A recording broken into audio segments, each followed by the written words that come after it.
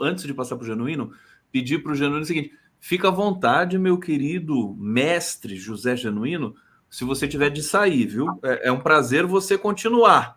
Mas como eu cometi aquele deslize contigo de pedir autorização para entrar aqui e você atrasou, quer dizer, eu fiz você atrasar, então você fica à vontade para sair.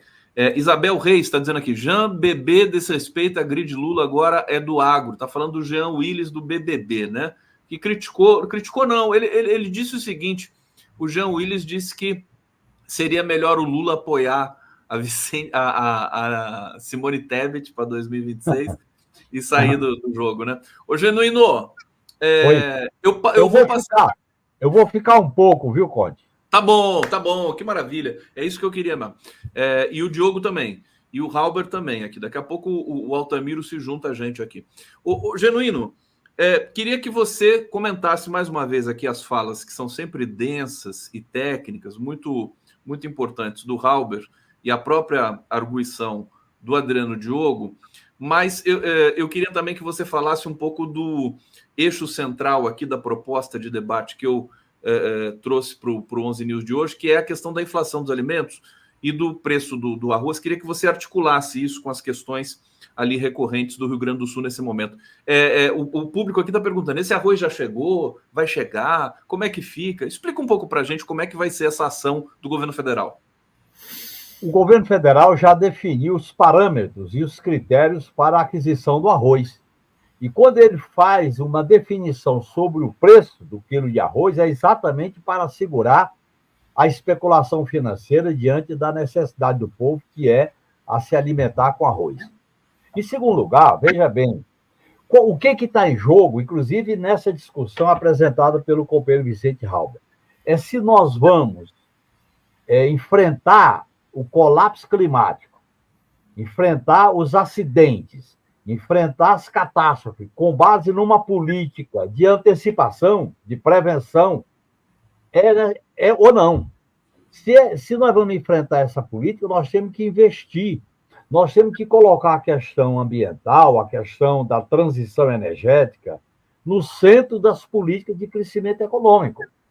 Nesse sentido, eu acho que a crise do Rio Grande do Sul e os riscos que rondam o país e o mundo em relação ao colapso climático dá uma chance para que a gente se antecipe, tome as medidas necessárias de prevenção, de investimento. Porque o que está em jogo, Conde, é se nós vamos continuar a escravo do modelo neoliberal de privatizar serviço público, como aconteceu com o saneamento, como acontece aqui em São Paulo com a Sabesp, as bombas que estão indo da Sabesp para o Rio Grande do Sul, se essa empresa for privatizada, isso vai ser das empresas que vão lucrar com a Sabesp. Se nós vamos recuperar a máquina pública de fiscalização, de controle, de manutenção desses equipamentos que o Vicente colocou muito bem, é o seguinte a questão. A vida vai estar acima do lucro, da especulação, da ganância, ou ela vai ficar subordinada aos interesses de uma elite perversa, autoritária, que pensa no lucro imediato e não tem projeto de futuro para o país. Eu acho, Conde, que o nosso governo está diante de um desafio monumental, porque se ele abre um caminho novo para reconstruir o Rio Grande do Sul, estabelecendo referenciais de uma política econômica, de uma política de investimento, de uma política de crescimento, de uma política de proteção, principalmente para as populações mais carentes, ou se nós vamos continuar governando para os banqueiros, para os monopólios, para o agronegócio e para aqueles que vivem de lucro e dividendo. Eu defendo, e queria também colocar essa questão para o debate com o Vicente e com o Adriano, eu acho que a essas alturas o governo devia apresentar uma proposta de um imposto solidariedade, incidindo nos mais ricos para contribuir no financiamento da reconstrução de Porto Alegre. Imposto solidariedade. Essa experiência já teve em alguns países da Europa, no pós-guerra, e há uma situação de calamidade, há uma situação de um desastre com reflexo na vida, na saúde, na família, na autoestima das pessoas, e é necessário um imposto de solidariedade para a reconstrução do Estado. Um imposto de solidariedade pelo tempo que for necessário ao investimento público para reconstruir o Rio Grande do Sul. Porque essa reconstrução ela é complexa, não vai ser da noite para o dia, não adianta remendar, porque o desastre foi tão profundo que essa reconstrução tem que estabelecer novos critérios, novas bases, novos princípios de como organizar a vida das cidades, a própria vocação econômica do Rio Grande do Sul, do interior, o papel do agro, o papel da economia, da agricultura familiar. Tem muita coisa que tem que ser discutida, porque nós não podemos remediar e daqui a pouco vem uma nova crise climática e leva tudo de novo para as águas do Guaíba. Eu acho que é uma oportunidade da gente sair dessa encruzilhada. O povo do Rio Grande do Sul merece, a população está atingida profundamente, inclusive na sua subjetividade, e eu acho que o governo Lula, que está fazendo as coisas corretamente, está se antecipando, está tomando medidas, está agindo, eu acho que ele devia fazer essas sinalizações mais amplas para um novo modelo de crescimento e desenvolvimento econômico do país. Tá aqui, a gente comentou aqui ao longo das semanas, né, que é uma oportunidade para o governo Lula 3 dar uma guinada, dar uma virada na sua política. Eu estou achando que essa questão de privilegiar a vida humana ou o capital vai acabar indo para o STF, viu, Genuíno? Estou brincando, mas do jeito que está, né, você vai privilegiar, porque o STF fez isso no governo Bolsonaro, né? Mas acontece, Conde, que isso tem que ser uma decisão do Poder Executivo como chefe de Estado e chefe de governo. Claro. Mobilizar a sociedade, mobilizar os técnicos, mobilizar a academia, mobilizar os cientistas, fazer um grande mutirão cívico para viabilizar a reconstrução do Rio Grande do Sul. Aí tem que perguntar para esses que lucram com dividendos, com lucros, qual é a contribuição que eles vão dar para reconstruir o Rio Grande do Sul. Essa é a pergunta que tem que ser feita e não quer calar. Que eu vou passar para o Adriano Diogo agora responder. Adriano Diogo, liga o seu microfone. O Vicente Robert já está prontinho para falar também. Ele quer falar sobre isso. Vai falar na sequência aqui do Diogo. O Diogo hoje ataca de jornalista e de comentarista junto comigo aqui, né, Diogo? Você é meu parceiro, né, cara? Você sabe, né? É Condão Diogo, Diogo Condão. Diogo, eu até ia comentar que depois do episódio do Rio Grande do Sul, aquela hipótese do Fernando Haddad de fazer uma taxação global para os bilionários, né, para os grandes fortunas, ela ganhou mais força no cenário internacional. Quer dizer, para prevenir, fazer um fundo de prevenção para as questões climáticas. Acho que é uma chance boa da gente fazer isso. Eu quero que você comente, e na sequência o Halber aqui vai fechar esse ciclo aqui com a gente. Vamos lá. Eu quero fazer o foco mais em Porto Alegre e no Rio Grande do Sul, e ainda mais que nós estamos com uma pessoa tão consistente, tão amadurecida, que conhece toda a história da engenharia sanitária, da engenharia hídrica e da hidrologia lá. Eu tenho uma opinião um pouco diferente da do Genuíno. Eu acho que esse governador do Rio Grande do Sul, ele politizou a questão de uma forma tão equivocada que repassar qualquer recurso para o governo e para o governador um perigo, né? Primeiro que nós estamos há alguns meses das eleições municipais e esse prefeito é tão despreparado, que ele fez uma entrevista coletiva outro dia tentando atacar esse e aquele, que ele acabou sendo o alvo principal das críticas que ele mesmo fez. Eu concordo que deva haver o esforço nacional para recompensar e reparar as coisas que aí houveram. Mas tem que ser pessoas como o Vicente que tem que dizer, olha, precisamos de tanto para reparar tal sistema, reconstituir tal sistema, tal obra tem que ser feita, tem que haver financiamento, tantos bairros foram destruídos, tantas cidades, e fazer essa quantificação. Eu digo que o governador do Rio Grande do Sul, que ele politizou e incentivou as fake news.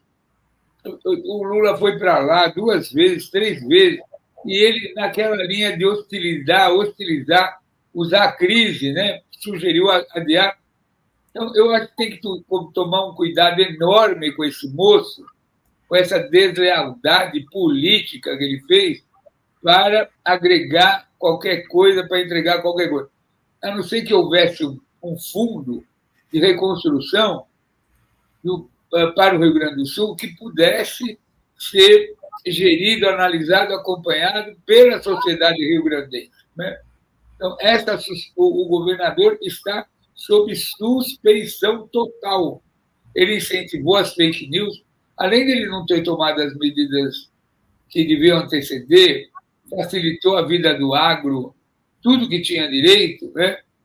E não levou em consideração. Então, eu considero a proposta do Genuíno importante, desde que haja... Porque aqui, último pensamento, Couto. Nós temos um exemplo aqui na história do Brasil, quando houve o golpe de 64, o Assis Chateaubriand, que foi o cara que mais incentivou o golpe através dos diários associados, ele fez uma campanha, logo depois do golpe, na Rua 7 de Abril, aqui em São Paulo, Ouro para o Bem do Brasil.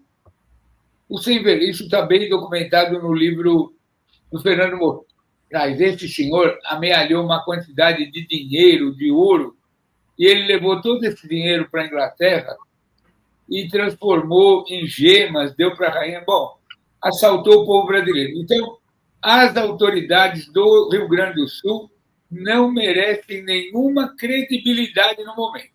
Essa é a minha opinião. Muito obrigado. Vamos ouvir o Halber sobre isso, porque eu estou achando, viu, Genuíno, Diogo, Halber, público aqui que nos acompanha, está demorando um pouco, né, demais a restauração, digamos assim. Você vê, os estudantes do Rio Grande do Sul estão sem aula nesse momento, Halber.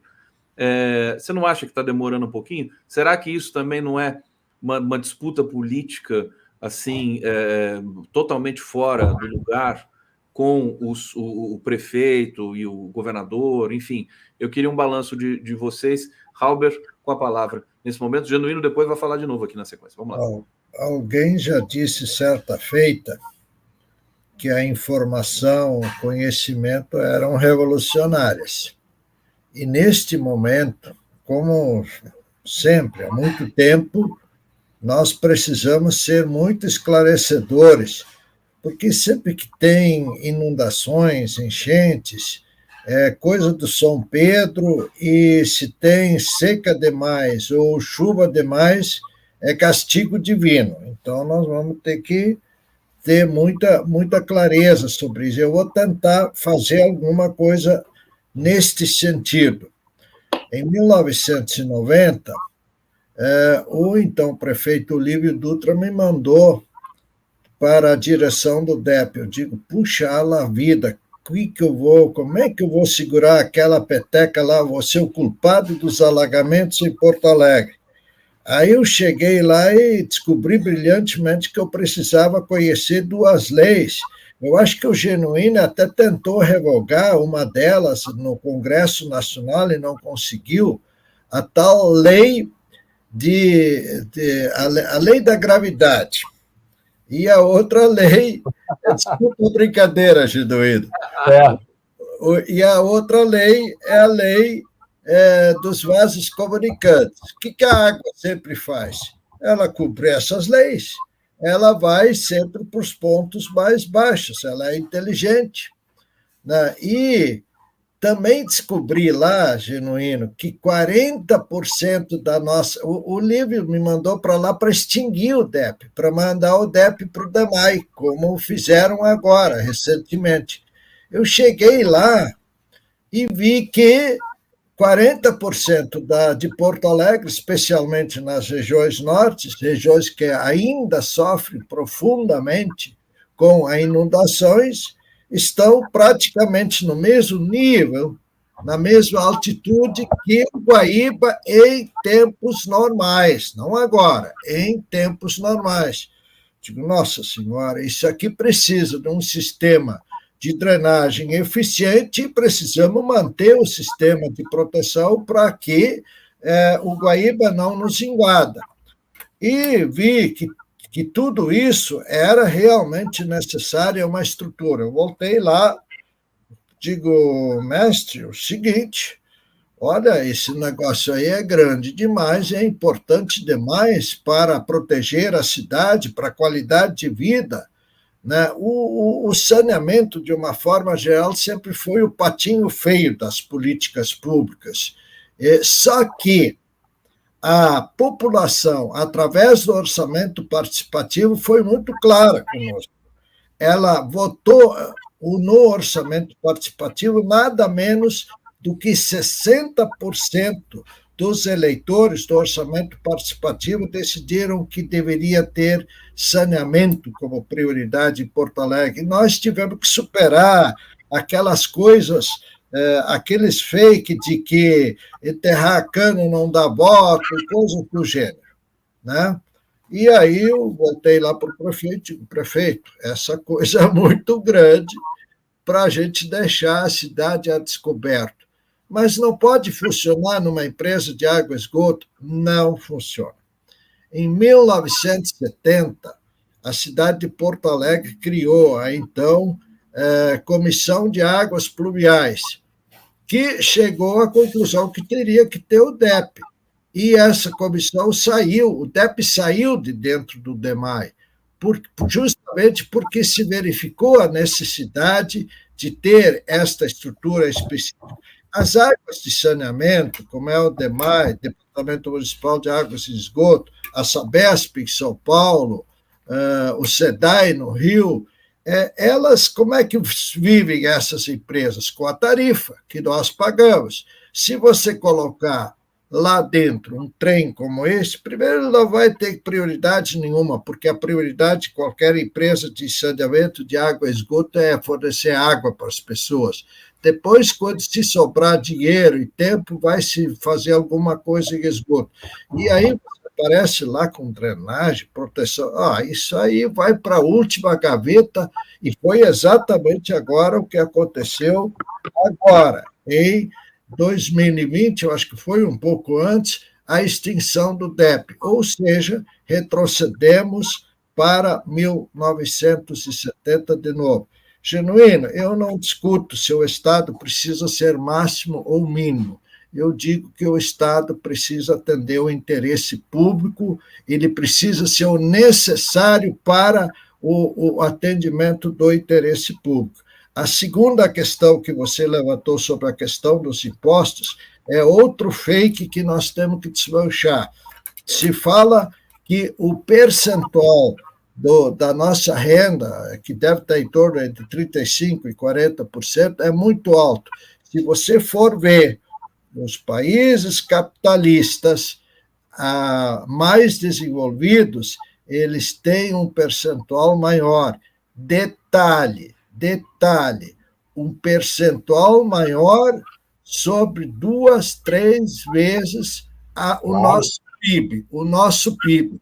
Portanto, a quantidade de euros ou de dólares que eles possuem para cada cidadão em saúde, saneamento, é 10 vezes a nossa quantidade.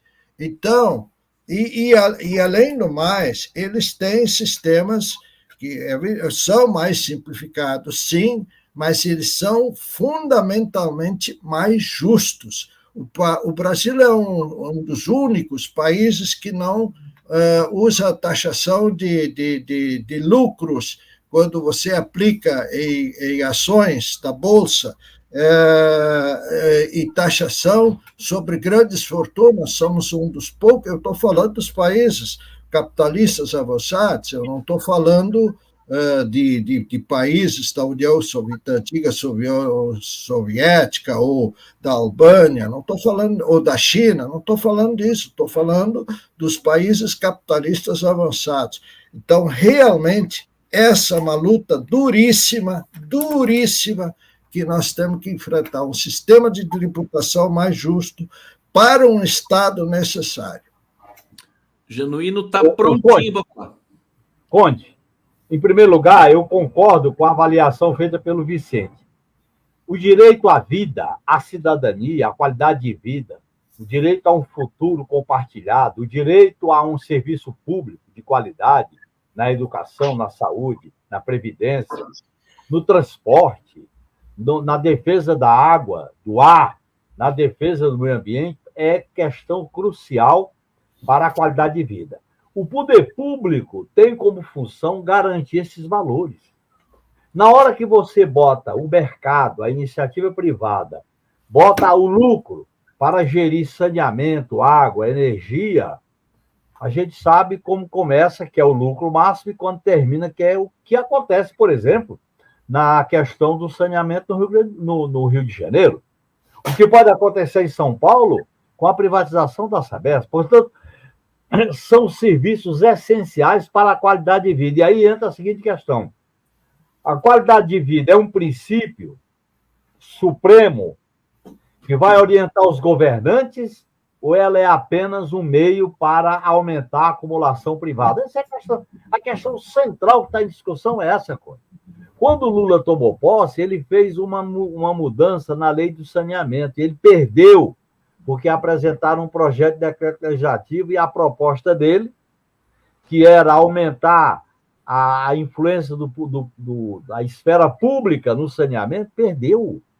Portanto, nós temos que abrir um debate que é ideológico, é um debate político. Ou nós fazemos a justiça tributária, quem tem mais paga mais. O Vicente colocou corretamente, os lucros de dividendos não pagam nada de imposto.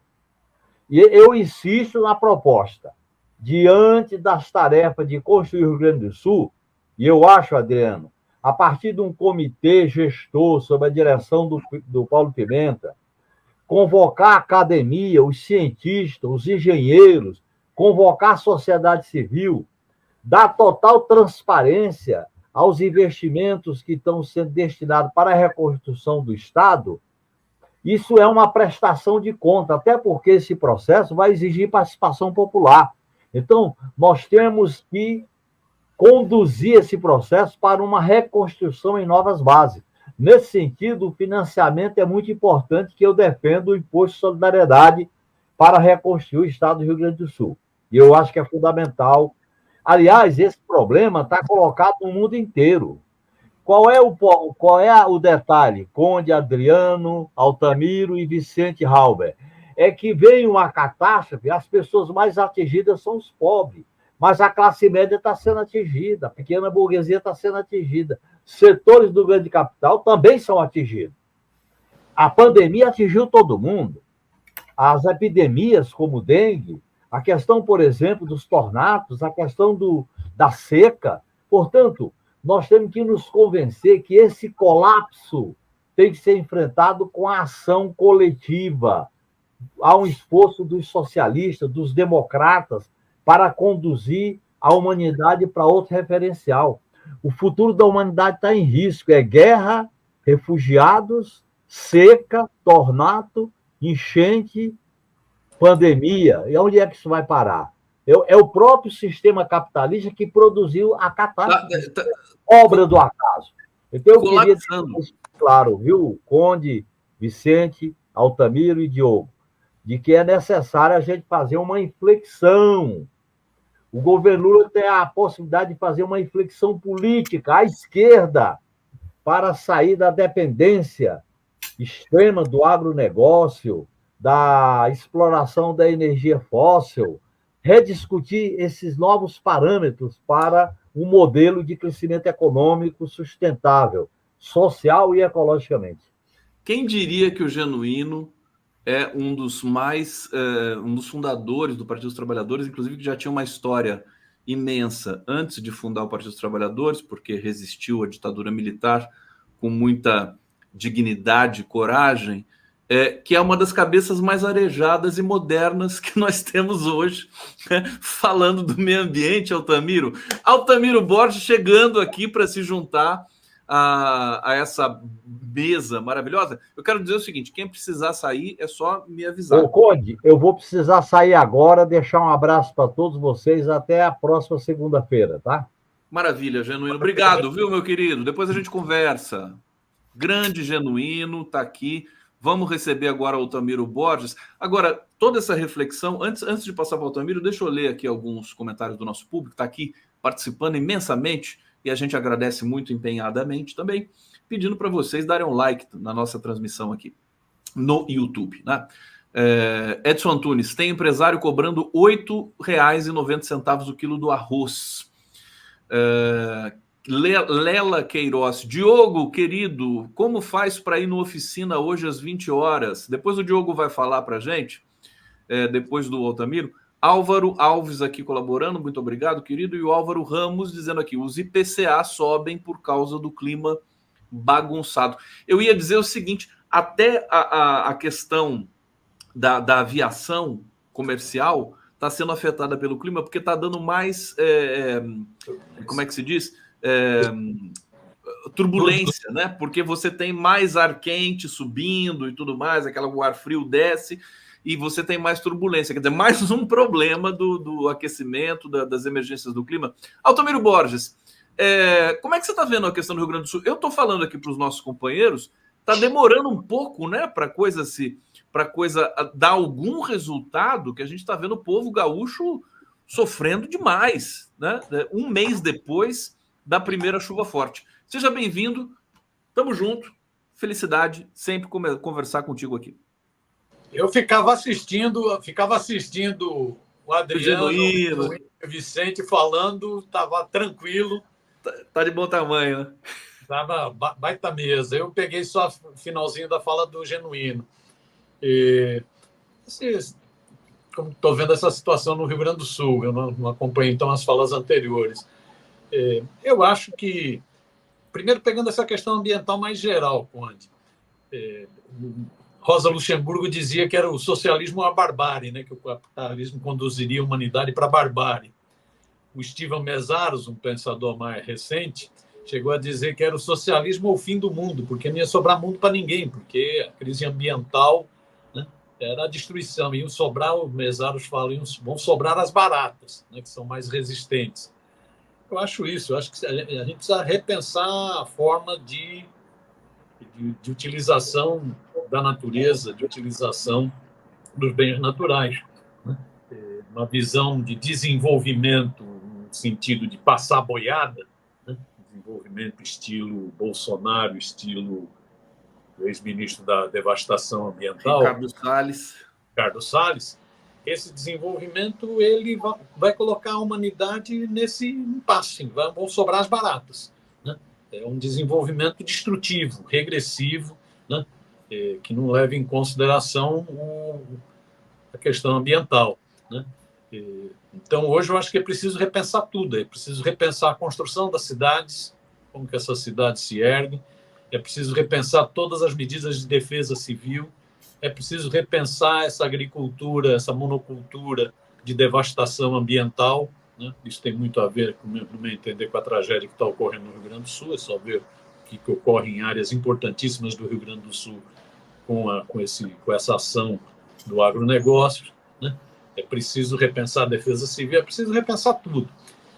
Recentemente nós fizemos uma entrevista com o ministro extraordinário pela reconstrução do Rio Grande do Sul, Paulo Pimenta, né? E na entrevista o Paulo deu uma ideia muito interessante, eu achei. O Paulo levantou o seguinte, o governador do Rio Grande do Sul, Eduardo Leite, está dizendo que vai ser necessário, depois de salvar a vida e voltar à normalidade, um plano Marshall para a reconstrução do Rio Grande do Sul, lembrando do plano dos Estados Unidos de recuperação da Europa após a Segunda Guerra Mundial, que também já tinha um interesse expansionista dos Estados Unidos. O Paulo Pimenta, sem entrar em confronto com o Eduardo Leite, chegou, eu não acho que seja um plano Marshall, eu estou sugerindo que seja um plano RS, né? Um plano reconstrução sustentável. É preciso reconstruir em novas bases, né? Com sustentabilidade. Eu acho que esse é o desafio que vai estar lançado, né? Então, é um plano RS, né? De reconstrução sustentável. Ainda está no momento de salvar vidas, você vê. Chuva volta, a incompetência desse prefeito de Porto Alegre é um negócio impressionante, né? Chuva volta, nova desgraceira, né? Quem estava tentando retomar volta para uma situação lastimável de perder tudo novamente, né? Tá? É preciso salvar vidas, é preciso voltar à normalidade, mas vai precisar pensar a reconstrução do Rio Grande do Sul, que seja repensando em novos moldes. Isso que o Paulo Pimenta chamou de reconstrução sustentável. Eu até acrescento para passar para o Adriano Diogo, e continua valendo aqui para Halber e Diogo, se alguém precisar sair, mas aqui, satisfação imensa seguir com vocês até o final do programa hoje, hein? A gente vai alternando aqui, fazendo rodar essa mesa. O Diogo, quer dizer, pensando no Brasil como um todo, e pegando o Rio Grande do Sul como, né, um exemplo para mudar a nossa mentalidade. Mas o candidato à reeleição na Prefeitura de São Paulo está asfaltando a cidade inteira, impermeabilizando. Eu brinco aqui que o cara impermeabiliza até a mãe, asfalta até a mãe. É uma coisa horrorosa. Mas, enfim, é o Ricardo Nunes. São Paulo está totalmente fora dessa, que é a principal cidade do país, dessa concepção moderna que, quando estava o Haddad na prefeitura, com todo o respeito aqui, ela tinha essa concepção de cidade moderna. Fala um pouquinho sobre isso para a gente, Diogo, para depois passar para o Halber e mais uma vez para o Miro. Vamos lá? Tá uma delícia isso aqui. Eu queria aproveitar a presença do Halber, que é raro a gente poder ter esse contato direto. E, Vicente Halber, nessa história de reconstrução, essa história toda, quais seriam as obras de emergência necessárias para corrigir os erros ou obras que deveriam ter sido feitas e não foram feitas por falta de financiamento? Qual seria a sequência de investimentos, de gastos, de infraestrutura, que para ser uma coisa mais dirigida, mais certa, não para fazer essa pulverização de recursos que pode ter outras destinações, que não as necessárias, que você recomenda nesse momento? Bem, só para me programar, Conde, aquele é o nosso teto. Oi, querido. Qual é o nosso teto? Nosso teto de tempo, nós vamos até 12:50. Fechado. Fechado? Fechado. Bem, deixa eu dizer, em 1945, aliás, tem um filme que eu achei um dos melhores filmes que eu já assisti, quando uma menina de 15 anos pega uma menina de, eu acho que 5, 6 anos, a irmãzinha dela, sai da Floresta Negra do sul da Alemanha e vai até o norte, junto ao Mar do Norte, e mostra a Alemanha em 1945. Ela não estava só destruída materialmente, ela estava destruída terrivelmente. As pessoas estavam mortificadas psicologicamente. E a Alemanha, não preciso explicar, se reconstruiu muito rapidamente. Eles continuam doloridos com a Segunda Guerra, que não deveria ter. Isso impregnou no âmago dos alemães. Eles têm muita dificuldade de falar sobre isso, principalmente as gerações mais antigas, e a Alemanha se reconstruiu muito rapidamente. Hoje é o país extraordinário que lidera a implantação de novas tecnologias na área de energia, é o campeão mundial de energia eólica, entre outros aspectos. Juntamente com o apoio federal, da União Federal, dos milhares de brasileiros que já estão nos ajudando, apesar de todos os pesares dos desgovernos, nós haveremos de nos reconstruir tão bem quanto os alemães, ou muito melhor ainda. Eu quero dizer isso, caro Adriano, Genuíno, nós vamos a essa luta. Isso aí vamos ter que fazer, levando na cabeça que a gente aprende, pode aprender também sem levar na cabeça, mas nós vamos tratar de fazer isso. Agora, nós vamos ter que fazer isso de uma forma sustentável, nós vamos ter que, sim, olhar para esse recado forte que a natureza vem nos dando há horas. Tem que ser de forma sustentável. Aí vem aquele papo, não, mas isso é muito caro, você gasta mais, tem rendimento menor. Mentira! As práticas sustentáveis, elas são menos caras e muito mais eficientes, seja na indústria, seja na agricultura, seja nas construções. E, Adriano, o que nós temos que fazer? Nós temos que fazer o que está na nossa cara por fazer. Primeiro, o patinho feio não pode continuar sendo patinho feio, saneamento. Temos que investir em saneamento. Quando você quer resolver problemas de meio ambiente numa cidade, você tem que atacar dois problemas: saneamento e transporte, fundamentalmente estes dois. No caso de Porto Alegre, tem que se consertar o que se deixou de consertar, né? Tem que se recriar o DEP urgentemente, porque não é compatível o seu funcionamento com o DEMAI, não por qualquer problema com o DEMAI, porque não é compatível você colocar isso numa empresa de água e esgoto.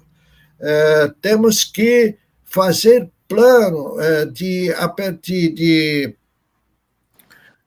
de modernização e ampliação das nossas caixas de bomba, plano este já aprovado lá no governo Dilma e cujo dinheiro foi perdido. Esse plano não está morto, pois então recupera, quem sabe amplia e vai executar.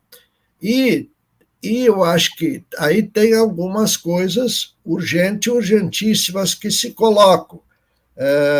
Por exemplo, temos que reconstruir casas.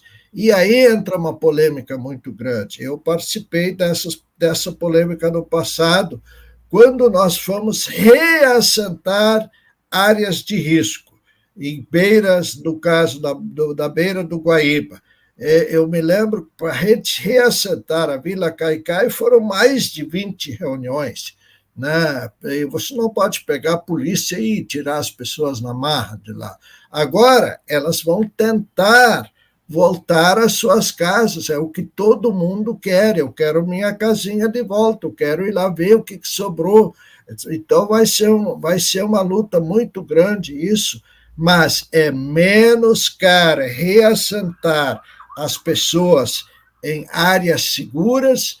Você deixa aquela área ocupada livre para fazer uma área verde, e aí você tem dois ganhos fundamentais. Um, porque você colocou as pessoas em áreas seguras, e a outra coisa é porque você cria ali uma área verde que, além de atender a população, ao lazer da população, esta área verde vai captar gases de efeito estufa.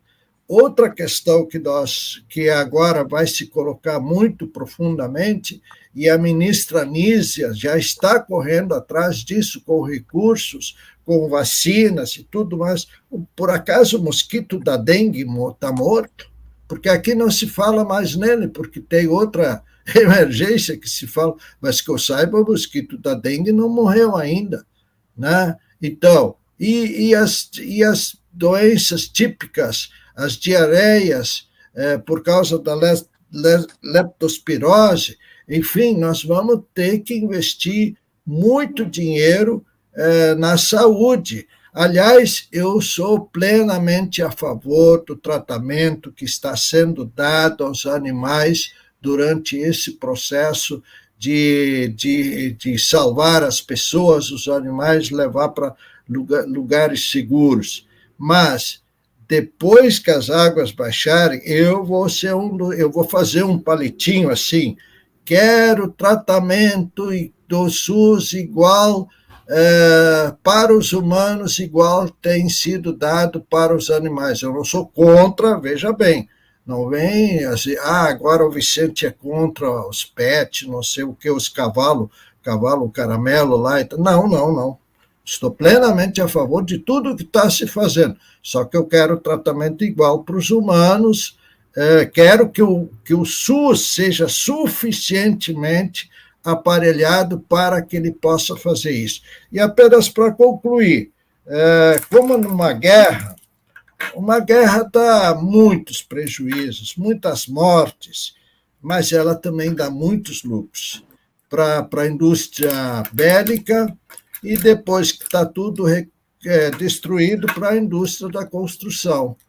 E eu acho que o motor do Rio Grande, no próximo período, vai ser a reconstrução, o motor econômico do Rio Grande também será a reconstrução do Rio Grande que faremos com a participação e a colaboração dos brasileiros. Vai precisar também de construtora, vai precisar também de um projeto, esse negócio do plano Marshall que o Altamiro Borges disse aqui. Eu vou passar para o Altamiro, a gente está indo para o bloco final aqui, vamos juntos para o bloco final. Como o Altamiro chegou por último, vou pedir para o Altamiro, vou dar 5 minutos para você, viu, Altamiro, agora, na sequência, e depois Adriano e Halber, eles fecham, dão considerações finais. Não, que a gente quer ouvir você também, né, Altamiro?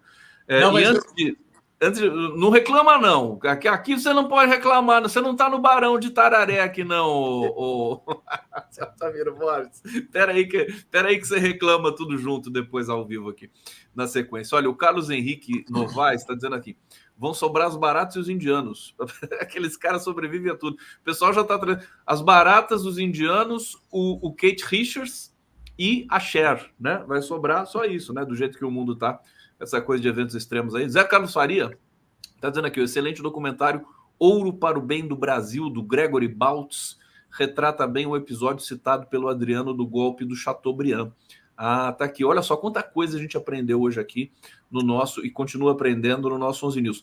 Altamiro Borges, eu queria que você falasse essa questão polêmica que o Halber aqui, inclusive, concluiu, falando dos animais, que assim, tá até bonito realmente de ver cuidado, né, que os voluntários estão tendo ali com os animais e tudo mais, mas de fato, quer dizer, com as pessoas é preciso ter esse cuidado, né, ou mais que isso. E Altamiro, também complementando aqui uma pergunta para você, o que vem por aí de doenças, né, isso aí já está totalmente previsível ali no Rio Grande do Sul, não é brincadeira, né? A gente tem aí, acho que mais de 1.000 casos suspeitos de leptospirose, fora a questão da dengue e tudo mais. Como é que você está vendo a situação, a movimentação do governo? E como você sempre puxa mais para a questão política, vou repetir aqui o que eu falei o programa inteiro. Eu acho que está demorando muito para algum resultado aparecer.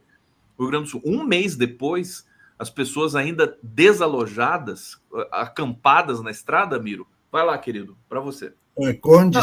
Desculpa, só um reparo necessário. Eu não levantei uma polêmica, eu não estou fazendo. Não. Eu quero deixar isso muito claro. Eu não sou contra o tratamento, não é o tratamento dos animais contra o tratamento dos homens, porque poderá tender a isso, e é exatamente isso que eu quero evitar. Eu só quero que nós, humanos, tenhamos o mesmo tratamento que o caramelo, que os pets, etc. E tal. Obrigado. Muito obrigado. Altamiro. Eu não ia contestar nada, não, Conde. É que eu estou achando muito rica a mesa. Eu não tive também a oportunidade de ouvir o restante. Eu estava querendo fazer uma pergunta para o Vicente. Por isso que deixa eu perguntar aqui para o meu parceiro, sócio. Adriano, a gente deixa o Altamiro fazer a pergunta? Tá autorizado, Altamiro. Fica à vontade. Não, é que é isso. E pode ser que seja uma coisa repetitiva, porque eu não peguei o início. Né? Mas eu estava querendo ouvir do Vicente, que está bem no olho do furacão, como que está sendo a reação da sociedade em Porto Alegre a esse prefeito Sebastião Melo. Eu vi que foi pedido a abertura de processo de impeachment contra ele. Eu vi que estão ocorrendo várias manifestações de protesto espontâneas contra o prefeito. Eu vi esse documento que saiu, esse manifesto, com 40 e poucos engenheiros profissionais do setor, né? Acho que até você participa do manifesto, né? Mostrando que a negligência da prefeitura foi responsável por boa parte do desastre em Porto Alegre, que, né, não era preciso ter tanta desgraceira, né? É evidente que teve a chuva, uma densidade muito grande, mas era possível evitar essa tragédia toda, diminuir pelo menos essa tragédia toda. Eu queria saber como que está isso na sociedade aí em Porto Alegre, se o Sebastião Melo corre o risco de ser empichado e preso pelo crime de omissão e ação que cometeu. Então, era a pergunta que eu não sei se já foi respondida, mas que eu gostaria de saber do Vicente. Tá lá, Vicente. Tá com você, querido. Exatamente. E já vou dizer aqui que a resposta vai ser o nosso final do programa aqui. Vamos lá, Vicente.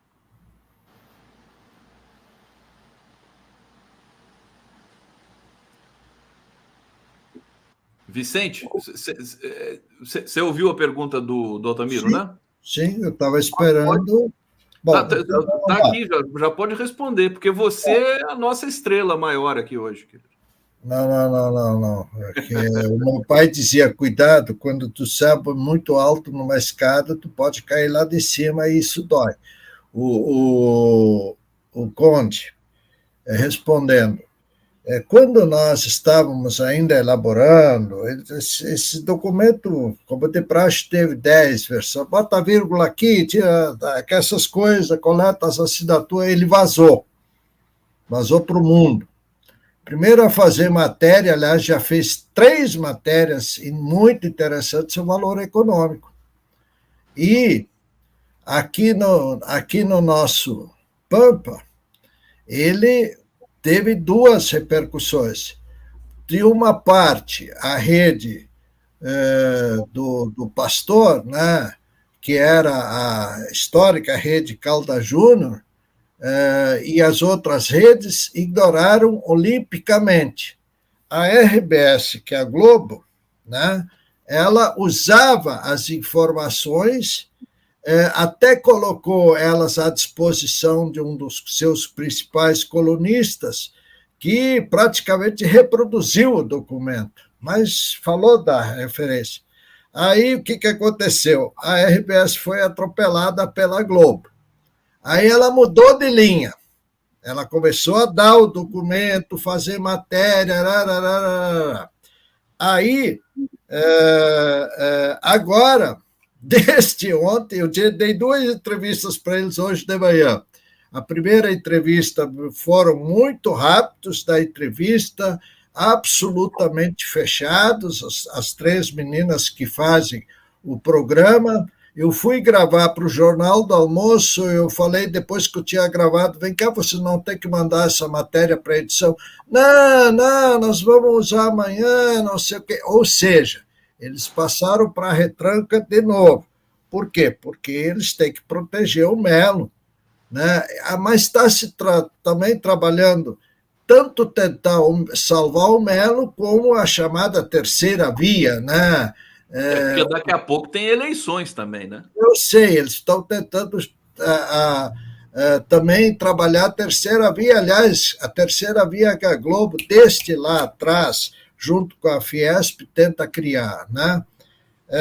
Bom, repercutiu muito, repercutiu tanto que agora as redes sociais estão cheias de, assim, do tipo, o Damiani, que é um outro ex-diretor e que começou a denunciar antes publicamente, agora tem coisinhas assim, posts circulando.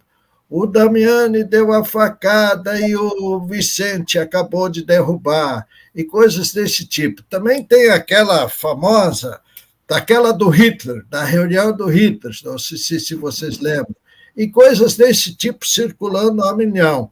As pessoas que estão debaixo d'água, a UAMPA, a Federação das Associações de Moradores, o secretário-geral, o Bruno, registrou um pedido de impeachment que está sendo julgado hoje. Então, a síntese é isso, mas essa questão que, num primeiro momento, todo mundo morria de pena do prefeito, agora tem duas posições da sociedade. Os que, de fato, acusam o prefeito pela sua negligência, etc. e tal, e os defensores deles aí criam fakes, porque nunca se fez nada, porque não sei o quê, o projeto tem erro, e fakes desse naipe. Obrigado pela oportunidade. Aí, meu querido. Saudações Saudações tricolores, cada um escolhe as 3 cores. Vicente Halber, olha, sempre uma honra te receber aqui. Você vai voltar mais vezes aqui, porque inclusive o público também adorou sua presença, suas explicações. Altamiro, hoje foi um pouquinho diferente, né? A gente estava com essa mesa maravilhosa aqui. O Lucílio Rodrigues escreveu também numa situação muito complicada. Ele que era um negro gremista do Conselho do Grêmio, e o Grêmio discriminava horrivelmente os negros, né? Estamos aqui para o que der e vier. Tá aí. O Lupicínio Rodrigues que escreveu o hino do Grêmio, né? O terceiro hino do Grêmio, numa situação muito complicada também. Tinha greve de bonde em Porto Alegre. Pô, como é que vamos para o estádio do Grêmio? Até a pé nós iremos. Putz, mas vai ser complicado o jogo. Estamos com o Grêmio para o que der e vier. Então, estamos aqui para o que der e vier. O Halber apaixonado. Olha, tá bonita também o trabalho dos jogadores durante esse período todo aí. É verdade. De acesso ao Campeonato Brasileiro. Diogo, também quero te agradecer muito, querido. Obrigadíssimo. Parabéns sempre pelo trabalho, pelas ações. Você quer dar um recado final? Pode dar. Havia uma pergunta, não sei se o Halber quer sair. Sobre o Teatro Oficina. Hoje à noite, no Teatro Oficina, situado aqui em São Paulo, a rua Jaceguai, no Bexiga, vai haver uma homenagem de toda a história da Oficina, desde Zé Celso a Vera Barreto Leite. É a criadora de todo o discurso da Oficina, lá no começo da ditadura, na resistência. Então, hoje, o povo de São Paulo, os dramaturgos, os autores, os jovens do teatro, vão homenagear Vera Barreto Leite. Lá na Oficina? Lá na Oficina, às 8 horas da noite. 8 da noite. Obrigado, gente. Obrigado, Altamiro. Obrigado, Vicente. Obrigado, Adriano. A todos que nos acompanharam.